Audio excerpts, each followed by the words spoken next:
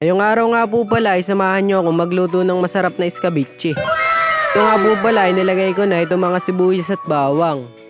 Pagkatapos ko pong mailagay ay hinalu-halo ko lang din po ito. At nilagay ko na nga din po pala yung huling bawang. Tapos ko po ilagay yung bawang ay nilagay ko na nga po pala dito yung mga gulay na papaya. Amazing! Hinalu-halo ko lang din po ulit. Pagkatapos ko nga po palang mahalo ay nilagay ko na nga po pala itong luya at sili para po mabango. Pagkatapos ko nga po palang ilagay, hinalu-halo ko lang din po ulit at tinakpan ko na nga po pala ito at makalipas ang ilang minuto ay ito nga po pala hinalo ko ulit. Ito nga po pala ay walang katapusang paghahalo.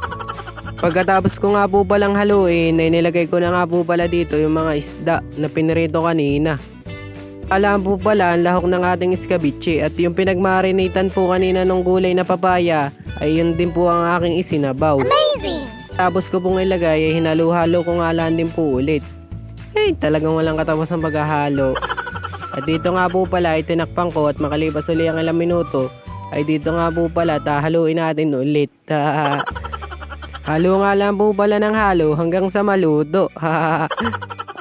Dito nga po pala ay malapit na ding matapos itong ating pagluluto. Ito nga po pala ay simpleng luto lang ng iskabitsi. Amazing! Nga po pala ay tinakpan ko lang din po ulit at pagkatapos po ng ilang minuto ay luto na nga po pala yung ating iskabitsi. Ay natapos nga po pala ninyo itong video hanggang sa dulo ay maraming salamat po sa inyong panonood.